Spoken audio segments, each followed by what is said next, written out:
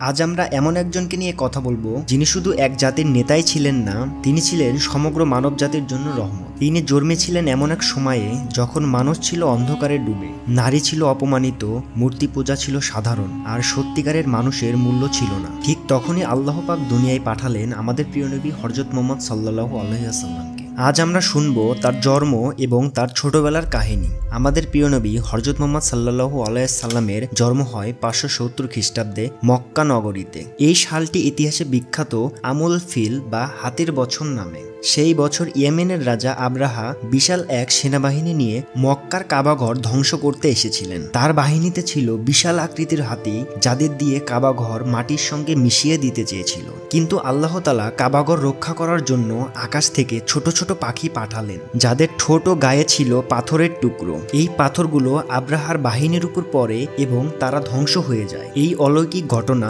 আল্লাহ পাক সূরা ফিল এ বর্ণনা করেছেন। ঠিক এই বছরই রবিউল আওয়াল মাসের 12 তারিখ সোমবার দিন সুবহে সাদিকের সময় জন্ম নেন আমাদের প্রিয় নবী হযরত মুহাম্মদ সাল্লাল্লাহু আলাইহি ওয়াসাল্লাম। এই পৃথিবীতে এক নতুন আলো এসেছিল, যার আলো আজও আমাদের জীবনের পথ দেখায়। হযরত মুহাম্মদ সাল্লাল্লাহু আলাইহি ওয়াসাল্লাম এর বাবার নাম ছিল আব্দুল্লাহ। তিনি ছিলেন তরুণ, ভদ্র ও দয়ালু। কিন্তু দুর্ভাগ্যজনকভাবে নবীজির জন্মের আগেই আব্দুল্লাহ সিরিজে সফরে গিয়ে অসুস্থ হয়ে মারা যান। এভাবেই নবীজি জন্মের আগেই পিতৃহীন হয়ে যান।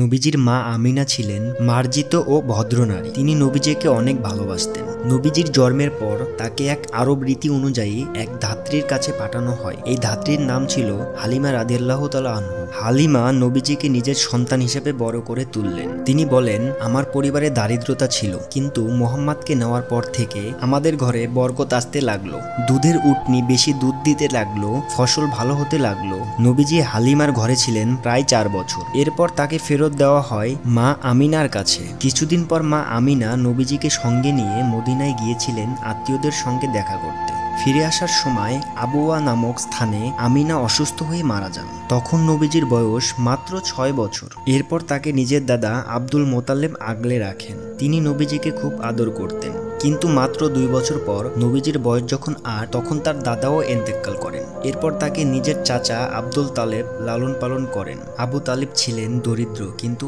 অত্যন্ত দয়ালু এবং নবীজির প্রতি তার ভালোবাসা ছিল অগাধ। নবীজি ছোটবেলা থেকে ছিলেন অন্যরকম, খুব শান্ত, ভদ্র, চিন্তাশীল এবং কখনো কারোর সঙ্গে খারাপ ব্যবহার করতেন না। তিনি ছিলেন খুবই পরিশ্রমী। ছোটবেলায় তিনি ভেড়া চড়াতেন, কারণ তার পরিবার খুব ধনী ছিল না। এভাবে রাখালের কাজ করে তিনি জীবনের বাস্তবতা শিখেছেন, কষ্টকে কাছে টেনে নিয়েছেন। এই কাজ তাকে শিখিয়েছে ধৈর্য, দয়া ও দায়িত্বশীল। নবীজির সবচেয়ে বড় গুণ ছিল সততা। তিনি কখনো মিথ্যা বলতেন না, কাউকে ঠকাতেন না, কারো মালামাল কখনো না বলে নিতেন না। এই কারণে লোকেরা তাকে ডাকত আলামিন, অর্থাৎ বিশ্বস্ত মানুষ। লোকেরা তাদের টাকা পয়সা, সোনা দানা ইত্যাদি তার কাছে রেখে নিশ্চিন্তে থাকত। তিনি কখনো কারো বিশ্বাস ভঙ্গ করেনি। নবীজির শৈশব ছিল কষ্টে ভরা। জন্ম থেকেই তিনি ছিলেন ইতিম, কখনো বাবার মুখ দেখেনি। ছোটবেলায় মাকেও হারিয়েছেন, কিন্তু এত কষ্টের মাঝেও তিনি হাল ছাড়েননি। সবসময় ছিলেন সততার ওপর অটল। এই জীবনের অভিজ্ঞতায় তাকে গড়ে তুলেছে একজন মহামানব, একজন আদর্শ নেতা হিসাবে।